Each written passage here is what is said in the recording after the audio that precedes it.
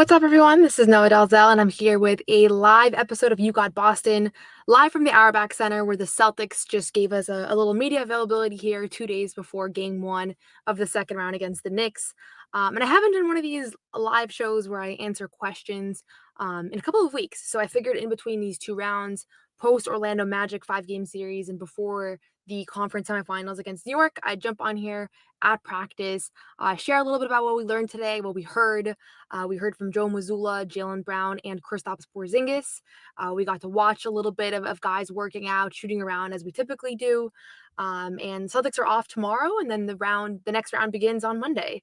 And so I'm happy to talk a little bit about kind of what we saw so far in this postseason, the reasons that I'm super encouraged by this team, just a couple weeks into the playoffs. But really, this episode is about answering your questions. So put them in the chat. I will try to get through every question that's asked.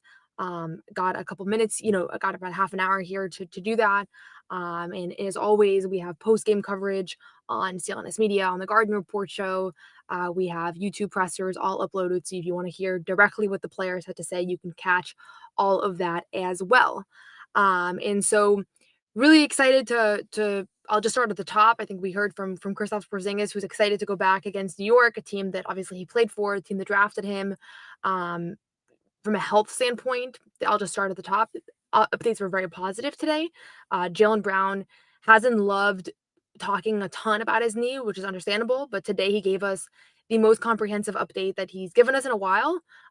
He said, first of all, that there's been no structural issues, and also that he's trending towards 100% and that he's feeling better and better. And I think ultimately, this has been a long journey for him. He started being kind of bothered by the knee injury, that this bone bruise in his right knee in mid-February before the All-Star break. He missed like 12 games for it in the second half of the season, and then was on the injury report for the final 3 games of the first round, listed as questionable. It was obvious that he was kind of dealing with pain, playing through it, but still had a really good series. Averaged 22 points a game, high efficiency, shot like 49% from the field, 44% from three. And so it's been he's kind of found a way to still be impactful through the injury. But for the first time today, he gave like a really positive update on how he's feeling. There's always a little bit of gamesmanship. You never know exactly like if guys are saying things because they want the Knicks to hear certain things. So especially this time of year, everything that's said to us, I take with the level of like, okay, on one hand they're giving us the quote, on the other hand, they're also aware that this is going to be on TV. Everything they're saying right now is being hyper scrutinized. And I actually asked Jaylen Brown a question today at practice about what he's grown since his first playoff series. And one of the things that he said, which I thought was interesting, let me actually find this exact quote. I don't misquote him.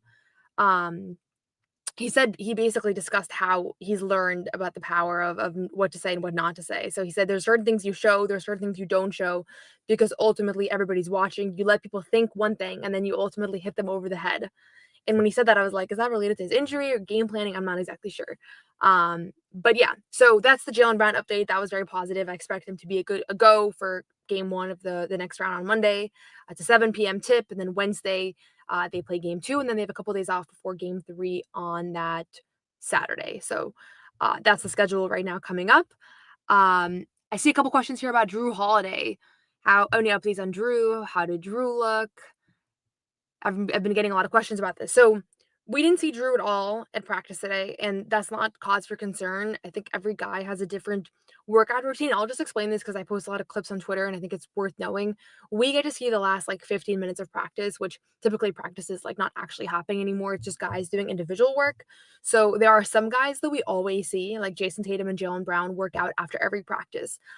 Derek White gets his shots up with the trainers. Like they have their own basket, they have their own routine. And then there's some guys that we very rarely see, because those guys, I assume, get their shots up earlier in the day. Maybe they take a break and shoot later in the day. So they just have a different workflow. So Drew is one of those guys that I've seen a handful of times in my time covering this team. Like he's very rarely on the court after practice. So that's not cause for concern at all. Joe Mazzulla was asked about whether he went through what he went through yesterday, and he said that he did everything that the team did. The Celtics posted a little clip from yesterday's practice where you can see guys are running up and down the floor. It looks like they're like maybe doing some full court drills, and he had no limitations. So that's definitely a good sign. It's a weird injury because we don't know when he suffered it. There was no moment. I rewatched game 2. Like there was never a moment where it looked like he hurt his hamstring. But despite that, he was able to, he misses 3 games for it. So clearly it's like somewhat severe, or at least enough to hold him out of 3 games. And he was questionable for game 3, but games 4 and 5, he was an automatic scratch for. So you want to be careful with hamstrings. They're not going to risk anything with him because you can re aggravate that injury pretty easily.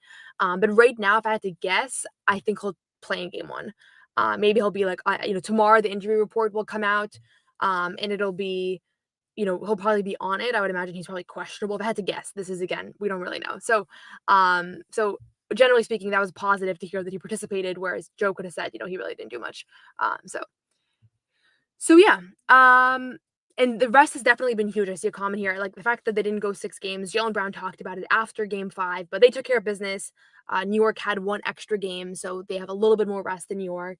But ultimately, like, forget New York, like on their own, they just needed this time, 5 days off. They had a couple practices, but they did have a couple of days off before that, off again tomorrow, and then games on Monday. And you see, there are certain guys that the rest is extremely beneficial for. I think Jason Tatum's still dealing with a wrist injury. Al Horford is a guy who, if you look at his numbers throughout the year, he's always better on more rest. So the extra days off are great for him. Jaylen Brown, obviously, with the knee, Drew Holiday with the hamstring. So, like, this is just a good thing. I asked Derek White physically how he's doing yesterday. He said he feels great. He's ready for the next round. I think some guys need this time more than others. But generally speaking, it's always a good thing to take care of business, because also every game you play is a game where you're subjecting your players to injury. Like, these are high risk games. And so for even just like 1 game against the Magic, you never know, what's going to happen there. So, rest was huge for sure. David asks Game 7 predictions. So not a Celtics question, but I'm happy to chime in. I have obviously been following the other series, and I actually love watching the other series, especially in the Western Conference, because I don't have to think about it from a work sense of like what implications it has, or do I have to report on this. I get to just watch basketball, which has been fun. So Game 7 predictions, I have the Warriors winning, even though the momentum is definitely with the Rockets right now. Even though the Rockets have now won 2 games in a row, and I think that puts them at a 75% chance to win game 7. So teams that are down 3-1 in a series, if they wins game 5 and 6, they then have a 75% chance to win game 7. So they have the momentum, they have home court. It seems like defensively they figured out how to stifle Golden State's offense. I watched the game last night, and definitely was kind of striking just the impact that Steven Adams was making and everything. I still pick the Warriors. I think they just have the veteran closers, and this is like not the most analytical answer, but I just picked Steph Curry in this situation, and I think ultimately the Rockets guys, they made a great run. They should feel good about themselves this offseason, regardless of what happens here. But my gut goes with them. And in the same vein, I picked the Nuggets, despite the fact that the Clippers probably have a little bit more momentum just off that Game 6 win. I just think, yeah, Jokic, Jamal Murray, I'm picking the championship experience in both of these, and those are the 2 teams that have that edge. But again, Game 7 predictions are such a toss-up. I'm just looking forward to watching 2 good games. And I don't really care. I like, if I could pick any finals opponent, I would love to play the Warriors. I love a Celtics Warriors finals. The storylines, just Jimmy Butler and Steph Curry, and kind of, I think that would be a very storybook finish for the Celtics. But right now, it's not looking like the Warriors are going to make the finals. So it doesn't really matter. It's more just I want 2 good games, though, ultimately. And I'm curious if you guys can sound off in the chat about who you guys have. I'm curious what people are thinking. I haven't even read like what the analysis has been, so I don't know if people are predicting one team over the other. Bobby here asks, is this a Luke series? I see Bobby's asked that question multiple times through different profiles. So thank you, Bobby, for asking. I think it should be. The thing with Luke in my eyes is, like, I feel like during the year, teams just didn't game plan sufficiently for him. Like, it's almost, you have to kind of pick your poison. And I think Luke is a guy that his motor was a big advantage. He just he out hustled opponents. A lot of times he feasted on teams that didn't have a big out there. So he was kind of able to draw a lot of offensive rebounds to just kind of outplay opposing teams. So I think his impact is going to be more limited in the playoffs in general, because teams are not going to, they're going to account for his impact because they've seen him all year. But at the same time, I think the series is going to benefit him more than Orlando's. I think he struggled a little bit with the physicality. That series just wasn't a front court player series. As far as just guys battling down there, it seemed like it was a little bit of a struggle. So we'll see. But I also didn't think Luke was terrible in the first round. I think that got a little bit overstated. Like, I think that he had moments where he was impactful, especially after Tatum came back from the wrist injury. It seems like they had a couple good actions, a couple good moments. So we'll see. I think he'll definitely be in the rotation again, and we'll see exactly how things shape up. But if I had to predict right now, I think he'll have a better series than he did in the first round.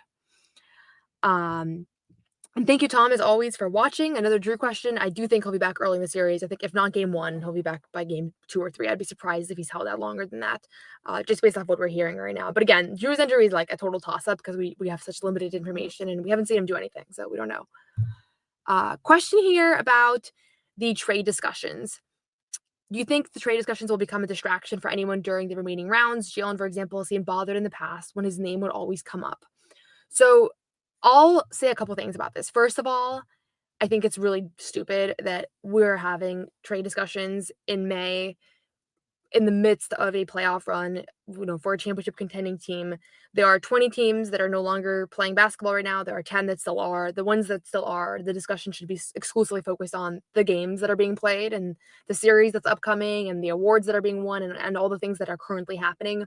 We have months to do the trade off-season thing, and I think that'll inevitably be a big discussion point, and I'm sure a lot of articles will be written about it and everything. So I thought it was just ironic that earlier this week Shams goes in the Pat McAfee show, and I think he just asked him about like the Celtics offseason, and he said, "Yeah, trade changes are expected." Not much of a report there, and then it sends this ripple effect across the media landscape of like now we all have to talk about what trades are going to happen and all that. And so I'm not entertaining it. I didn't write anything about the Shams report because it wasn't much of a report.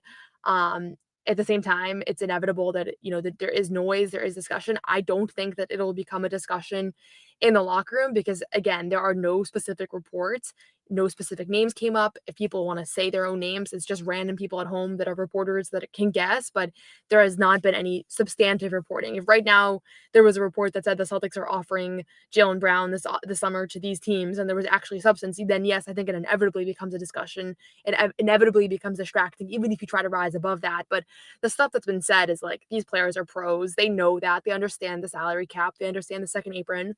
I think everybody in the organization, nobody's taking this for granted that they might not have this group again next year. And the reality is that that's always the case, right? And in 2023, like I remember after the Celtics lose to Miami in game 7 of the conference finals, like that group thinks they have another run in them. Marcus Smart thinks he's coming back the next year and they have another run. And obviously Marcus Smart sees his career go in a completely different direction where now he's in Memphis and he's in Washington and all those other places and he's not contending for a championship anymore. So I think these guys are pros. They've been there long enough that nobody's taking the future for granted and they don't need a report to remind them that. So I don't think that anything that came this week really changed any of their views because they all understand that changes happen and that even if there were no Shams report this week, it's just inevitable that changes happen every offseason, right? Even if it's not one of your role guys. The continuity between last year's team and this year's team was incredibly rare. And I think everybody recognized that and appreciated it and is very grateful to have that opportunity to run it back with such a similar group with just a few small exceptions. So I don't think it'll impact anybody, but for sure, I find the whole thing kind of just irrelevant. Like we don't need to have this discussion, honestly. Yeah, exactly. These are the same reports that have been out since July. So, and it's again, we can talk about it later in the year. But I don't think that there's much to talk about right now. And I always think like I'm so grateful to cover a team that is still playing because it's way more fun to cover basketball than to cover trades and free agency. And if you're covering a team that's not in the playoffs, like that's what you shift to right now, right? So, um, yeah. So looking forward to that. Uh, let's see what else is here. Okay. Mm, sorry, I'm just reading here.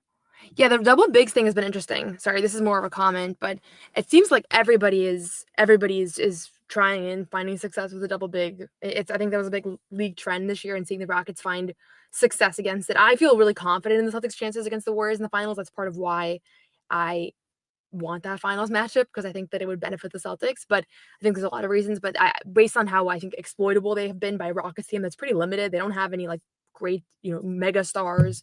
So the fact that they've even gotten to this point does not bode well for their chances. Biggest X factor in this series. This is a good question. It's always interesting to think about this. I think Drew Holiday might be the biggest X factor here. Um, Drew Holiday or Kristaps Porzingis. I'm gonna make those my two. Jaylen Brown and Jason Tatum at this point, they're not X factors to me because I just feel they're so reliable. I so know what to expect for them. They're always good for their 25, 30 points. They impact the game in both ends. You know the moment's not going to be too big or too bright for them. They've seen every game plan. They've been deep in the postseason, and ultimately, I feel pretty good about Jalen's health right now. So I'm not, they're not my X factors. I think there are other guys that are gonna, have the potential to make an impact. Peyton Pritchard, if he's going off for 20 every night versus, being mostly shut out by opposing teams' defenses, like that's obviously a change. But Porzingis, he was not much of a factor offensively in the first round. He really struggled on post ups. He couldn't really get the three ball going until the last game. And at the same time, he's a guy that can go off for 30 on any given night. And he's done really well. He's played really well against this New York team. I think he's really excited to play Madison Square Garden. He's fueled by maybe potential boos. He said today maybe there won't be boos because it's been so long. But ultimately, like I think he is just inherently an X factor for this team because he has yet to string together like a really good series in the postseason. Because last year he was so limited with injuries, and he was great in the finals and the limited stints that he played, and then struggled in his first round. So he has to still make that adjustment of playing postseason basketball, and other guys have just made that adjustment, but he hasn't faced that physicality, that game planning, that level of detail, all those things that we know is different in the playoffs for an extended stretch yet. So for him, there is a little bit of a challenge, and I think offensively, I don't know for sure what to expect from him. I think he's going to have a great series. I think that New York has been a good matchup for him. Defensively, they don't have the personnel, the physicality to throw his way that Orlando did. At the same time, he struggled a little bit. I think some of it was self-inflicted. Like Orlando was physical with him, but I saw him start to kind of second guess himself. He had a couple post-ups against guys that had no business stopping him, and you could see that he's just in his own head at a point. So just because he's not as much of a proven playoff player, he doesn't have the experience yet. He's a little bit more of an X factor to me, but his ceiling is so high that he could be the best player, the highest scoring player in a given night at any point. And so that's one thing. And then Drew defensively, I guess more his availability is an X factor here, but defensively, obviously he's instrumental. We saw how different this team is games 3 through 5 in Orlando. One of the quotes that I'll never forget is Jamal Mosley just straight up saying that how different this team is to game plan for. And I thought Peyton Pritchard did a good job in his absence, but Drew just gives you another dimension, and he cleans up other people's mistakes. That's like the number one thing that I start to notice, especially when I rewatch games. I notice how often somebody's in the wrong spot, but Drew is able to mitigate that. And then offensively, Drew is an X factor because, I presume that Jalen Brunson's going to guard him a bit, and we've already seen that Drew Holiday is still a multiple-time All-Star, and when he sees a more of a weaker defender guarding him, especially a guy that has such a strong offensive load, like you know, by Drew being aggressive offensively, he's playing a form of defense on Jalen Brunson because now Jalen Brunson has to play defense for 24 seconds, tire himself out. And now he has the ball in his hand and he has to go make a play. So it really worked last year versus the Cavs when Drew Holiday exploited Donovan Mitchell defensively a little bit and was very aggressive offensively and suddenly was scoring double-digit points and went out for 20 plus in a game. And then afterwards was pretty frank about the fact that, yeah, he saw that Donovan Mitchell was getting tired guarding him. And so I think for me, those two guys are your X factors. And at this point, Jason Tatum, Jaylen Brown, and Derek White, I kind of just know what to expect from them. And on the Knicks side, I think a guy like OG Anunoby, Mikal Bridges, like they are good role players on paper. Like they were big offseason acquisitions. They're good defenders. I think OG is a better defender, but both of those guys can go off for 20 any given night. I think I know what to expect from Jalen Brunson. So those are the guys that are going to maybe tip the scale here. Like game 6, Mikal Bridges was the X factor. He had a great game. He had a great tip in, 25 points on high efficiency for him. Like I don't think they beat the Pistons if it's not for Mikal Bridges in that game. So you want to neutralize those guys as much as you can. But we'll see. Okay. Yeah, and I agree with the trade stuff. Sorry, I'm just catching up on these comments here. Okay, Tom here asks about do you think the Pacers have a shot against the Cavs? Would love to see that series go the distance if we handle business against the Knicks. So I think they do. I think the Pacers do have a chance. The Pacers might be the most underrated team in the NBA right now. I thought they were the most underrated team going into the offseason, going into this season when people were kind of making their preseason rankings and championship odds and all that. Ultimately, they were in the conference finals last year. 4 teams can say that. and they gave the defending champs the most difficult series. The Pacers are a very offensive-driven team. I think they have just so many weapons on any given night that can give you a lot. Tyrese Halliburton is playing some of the best basketball of his career right now. He was just massive in that series against the Bucks, and especially down the stretch in the final game. That story got kind of lost because the story became about Tyrese Halliburton's dad and his antics, and it kind of took away from just how incredible Tyrese was down the stretch of that game. Cleveland, I'm going to give them the edge here because they've just been so consistent this season that ultimately, like, Indiana's been really good since the break, but Cleveland, I'm not going to root against. I'm not going to pick against them right now. And against any team except for the Celtics and Oklahoma. Those are the two teams that I would still pick this over the Celtics, over the Cavs in a series. But I think this series is going to go 6 or 7 games because Indiana does have the offensive firepower. I think this is the kind of matchup that guys like Andrew Nembhard are going to really kind of capitalize on as well.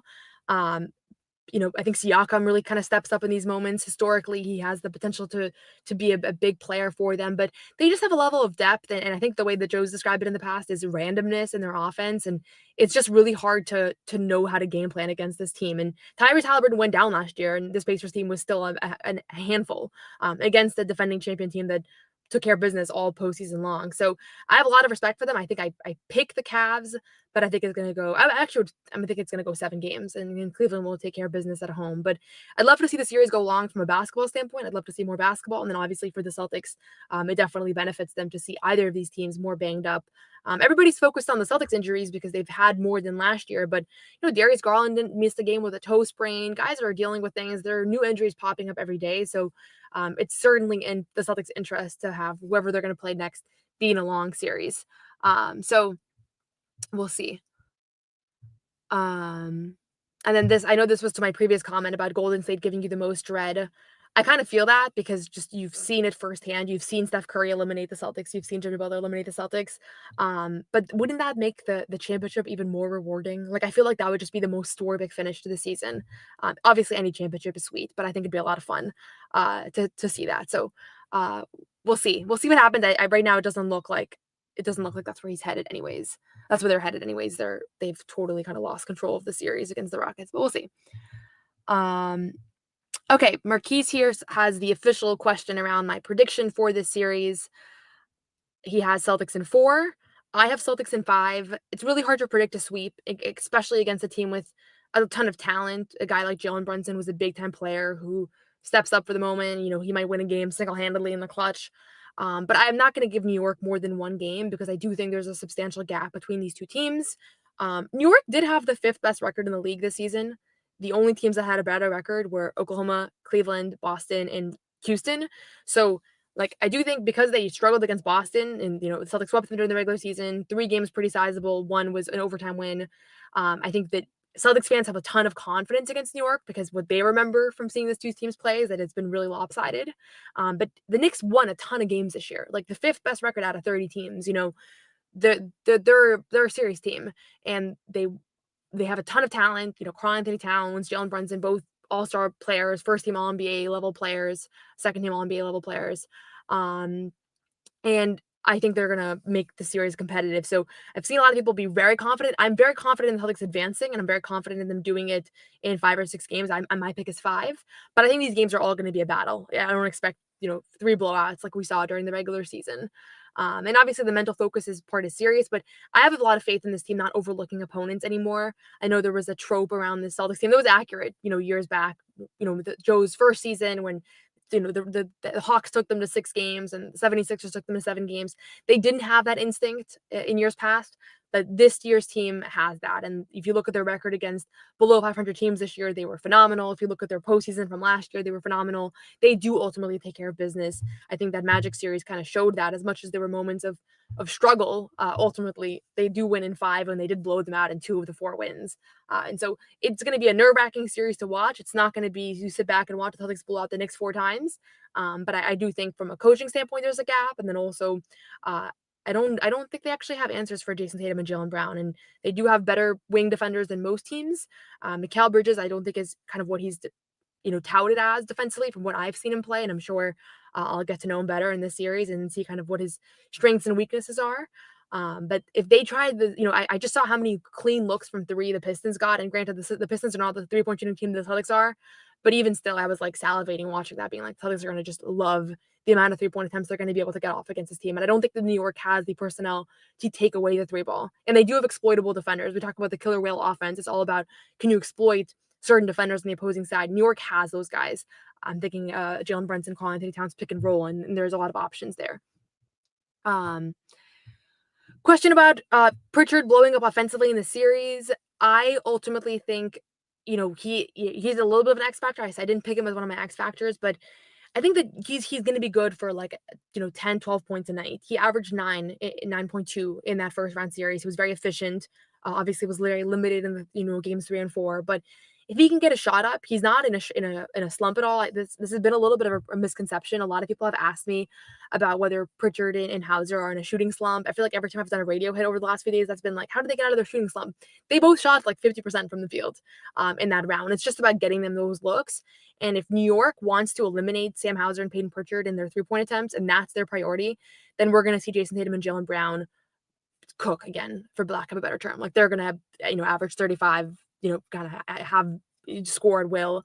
I don't think teams are going to guard the Celtics the way Orlando did. I know a lot of people thought that was a blueprint for how you guard them. I don't think that's going to be most teams' conclusion because A, they don't have the personnel for it. And if you look at Jason Tatum's numbers in that series, he scored 35 in the last 3 games. You have to pick your poison. And so I think he's going to have more of an opportunity in this round. And I expect him to make shots because he's been making shots all year. He had a great shooting season, as consistent as they get, one of the best shooting seasons of any guard in the NBA. If we look at the advanced numbers, he never really had much of a slump. There were times where he took more shots than other times. And so when you look at the ups and downs of his season, when Porzingis came back, that slashed his attempts a little bit. When guys were out of the lineup, he took more shots, but he had a very steady shooting season. And so for that reason, I think offensively he'll have another good one. Fritz asked, will the Celtics make more 3-point shots versus the Knicks compared to the Orlando series? Yes, they definitely will. I don't think we're going to ever see in this run, I don't think we're going to see a team limit the Celtics as much as they did from a shooting standpoint. And again, the Celtics' luck was that they actually shot well. The guys that did get shots up actually shot well. Jaylen Brown finishes this series shooting 44% from 3. I think Tatum ended up finishing 36%, so slightly above his regular season numbers. So that was the saving grace. It was that guys actually shot well. So when they did get clean looks, they were able to capitalize. But I think inevitably this round is going to afford more of those opportunities. Bobby asks, who's your New York X Factor? I kind of mentioned this. I think this might have been said before I answer that, but I think Mikal Bridges and OG Anunoby ultimately are my X Factors. I kind of know what to expect from Jalen Brunson. And I definitely know what to expect from Jalen Brunson. He's the opposite of an X Factor. I guess in a sense, Karl Anthony Towns, unfortunately for him, is a little bit of an X Factor because you saw him in Game 6. He was kind of a non-factor, and then there are moments where he just looks like one of these unstoppable players who can shoot from far out and is just one of those 7-footers that revolutionize the game. So, they've used Tatum to guard him a little bit. I like Drew Holiday on him as well. You don't really want to get him going too much, but I think he's a guy you're going to live with his post-ups. You're going to live with his 2-point shots. You don't want him to start hitting a ton of threes. That's kind of the limitation there. But yeah, this New York team, I think Josh Hart gives you what he gives you. Jalen Brunson gives you what he gives you. It's those role guys that are more dangerous and more experienced than your average role players. I think they can punch above their weight a little bit. They're guys with pedigrees. They're guys that have been there before, to an extent. So. Okay, I'm just reading through some of these. I'm trying to find the questions amid all the comments, which I do like. I do like all these comments as well. So thank you, everybody. Who do you think is most likely to get a 50 ball this series? Probably Jaylen Brunson. I mean, the two guys that come to mind are obviously the two teams' leading scorers, Jaylen Brunson and Jason Tatum. But Jaylen Brunson plays a much more heliocentric style of basketball. He has the ball in his hand. I have to look at the advanced analytics on this, but it appears to me that he has the ball in his hand more than any other star in the NBA as far as he kind of passes as a last resort. I watching Game 6, I was really rooting for New York because I really wanted this matchup. So I was for the time being, I was a big Knicks fan for the 2 hours that I watched that game. And I was dude, like pass the ball before, because it creates a situation where his teammates aren't even really ready for the ball at points. I always thought that was Julius Randle. Like Julius Randle got the ball as a last resort at points, it felt like. And now you're seeing him play a lot better in Minnesota. So I think Jalen Brunson's a great player. He also is just so ball dominant and doesn't have the players around him that Jason Tatum has. So he probably is the most likely candidate to go off for 50. But with the way Tatum's been playing and the way that he closed out that first round, and if New York decides that that's the way they want to go, that they want to continue to limit role players the way that Orlando did, then maybe Tatum does it. So either one can do it. They both have. I don't know if Jalen Brunson's actually scored 50 in a game. Tatum obviously has. I will not forget that game 7 versus 76ers. That was a very fun game to watch a couple years back. That was before I covered the team, but I was still very much locked into that game.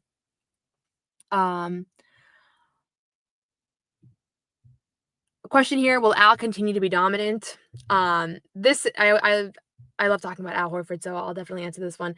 I think at this point he is, as when I mentioned the guys that I know what to expect from Tatum, Brown, White, I'm going to add Horford to that list. Those are the 4 guys that I don't really think there's much variance with how they play, how they perform.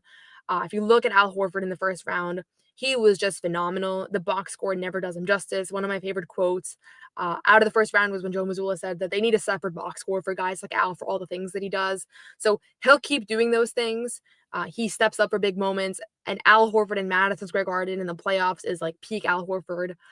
If you ask me how is Al Horford going to play on a Saturday game against the Hornets, like he might struggle, like he might not be at his best. But this is the kind of series for him. I think that he's going to get a lot of open looks. He gets a lot of open looks in general. I think that he's just a guy that the teams live with. They have to live with something, and a lot of times it ends up being conceding those 3-point shots. So I think he's primed for another good series. I think the fact that they had 5 days off is great. Game 1 and 2, they have 2 days in one game in between games 1 and 2, there's 1 day off, but then between game 2 and 3, they have 2 days off. They're off on that Thursday and Friday. So those are always good indicators for Al as well.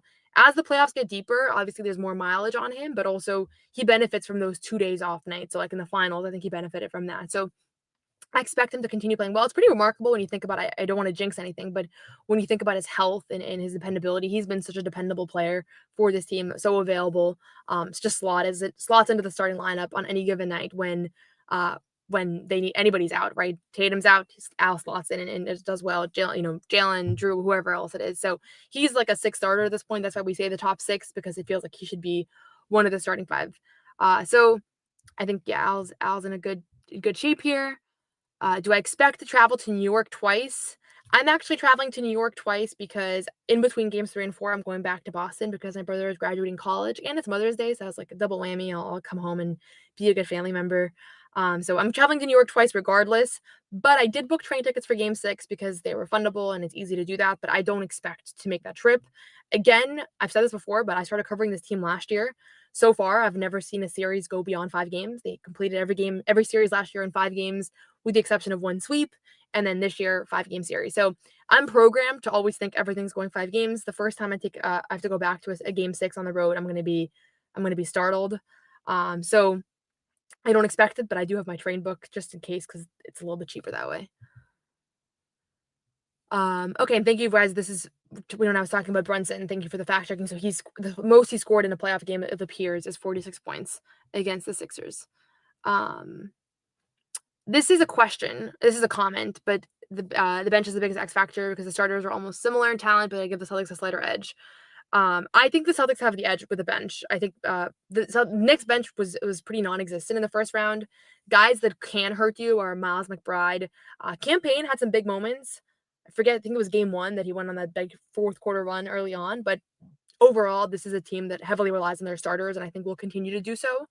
I think the Celtics at full strength have Al Horford coming off the bench, have Peyton Pritchard, Sam Hauser, Luke Kornet, guys that just have more continuity together as a unit, guys that have produced more. So I do give the Celtics the slight edge there as well. But it's always hard to compare benches because you just never know who's going to just take off in a given series. And sometimes it seems like one team on paper has a much stronger bench than the other team outplays them. But just looking at these 2 teams, like there are teams in the league that have a ton of depth. Like I think about Indiana, I think about Oklahoma City. Those are teams where you look at their bench and like there's just weapons and weapons and weapons coming off that bench. This is not one of those teams. So that doesn't mean that anybody, I respect those guys and I respect Mitchell Robinson. Like I think there are guys that can come in. I saw somebody mentioning Mitchell Robinson as a particular X factor. So I do ultimately think that, a lot can happen here with any one of these guys going off, but I have faith in Peyton Pritchard and Al Horford and those guys more so than the Knicks on the Knicks end. So I do think they have a little bit of an advantage here. Question here on who is guarding who in this series. So it's always hard to know exactly. I mean, during the regular season, they did have Tatum on primarily on Karl-Anthony Towns. Drew Holiday was the primary guy guarding Jaylen Brunson. I like the idea of just mixing up coverages as much as possible on a guy like Jaylen Brunson because at the end of the day, like this is a trope as old as time, but like great offense beats great defense any day. And Jaylen Brunson right now is playing the kind of offense that just beats great defense. And you saw that with his game winner against Asar Thompson, where you have one of the best guard defenders in the NBA, and he creates 3 feet of separation on him to win a series. And so I think they'll start with Drew on him, presuming that Drew is healthy. I'd love to see Jaylen guard him as well a little bit. You want to make sure that guys are avoiding foul trouble. So part of the advantage of having different guys on him is he's just great at drawing fouls. And, he fouled Asar Thompson out of a game earlier in this round. And so you have to stay really disciplined on him.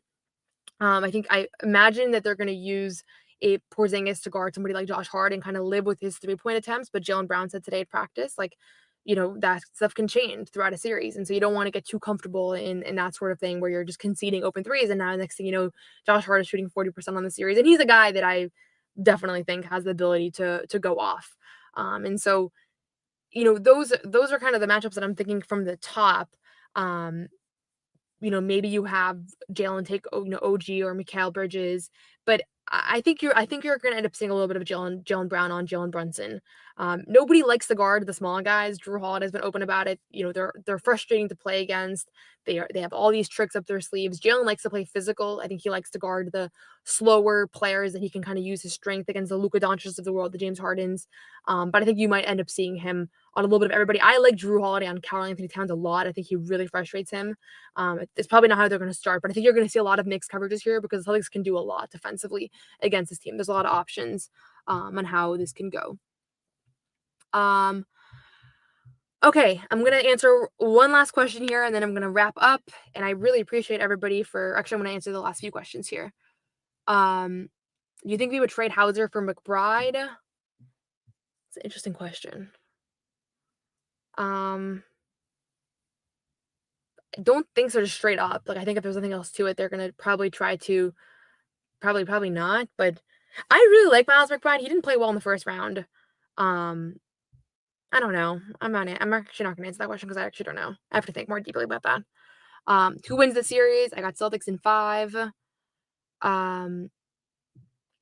Could we see Torrey Craig?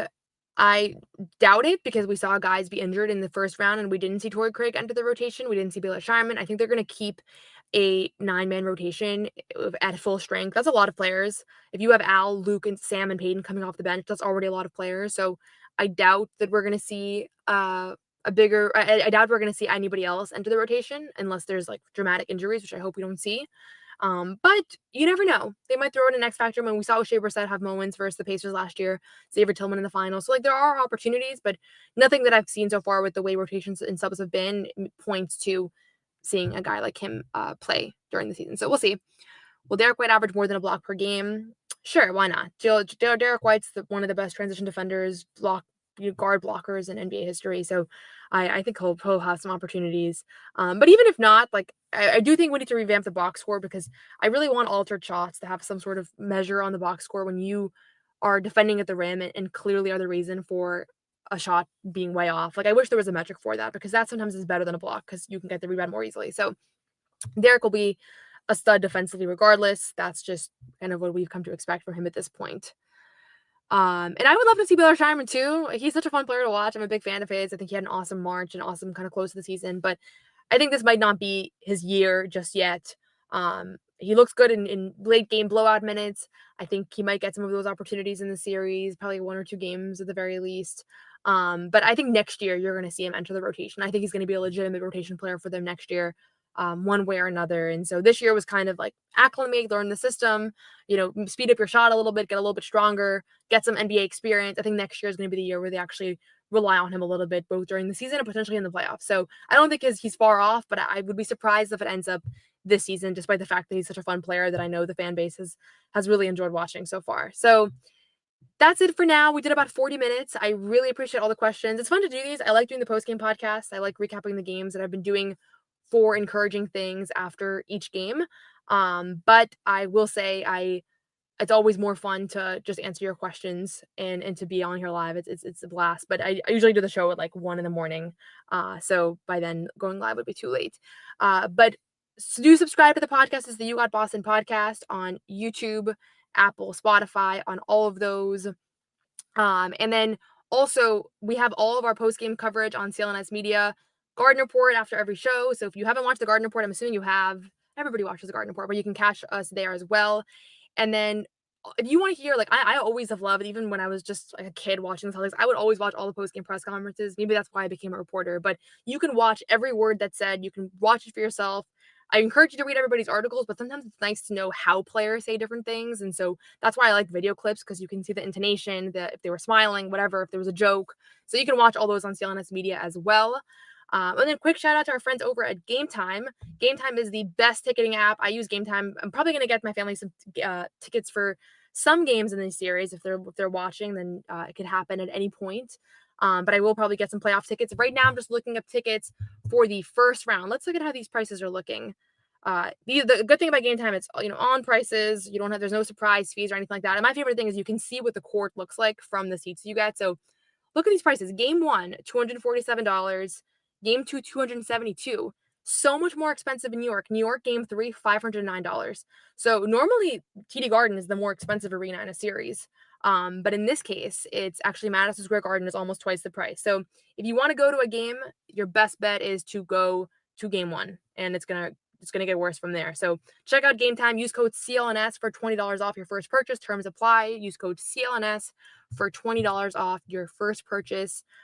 So yeah, Game Time's the best. I've used Game Time for concerts, NBA games, whatnot. I don't know if it's use Game Time for NBA games anymore, but I did before I became a reporter. So thank you as always for watching. Subscribe. Also turn on notifications. I'm going to go live throughout the playoffs, so turn on notifications for the You Got Boston podcast.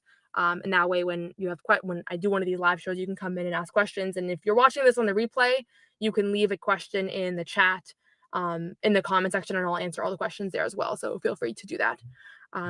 Bye, everyone. See you on Monday.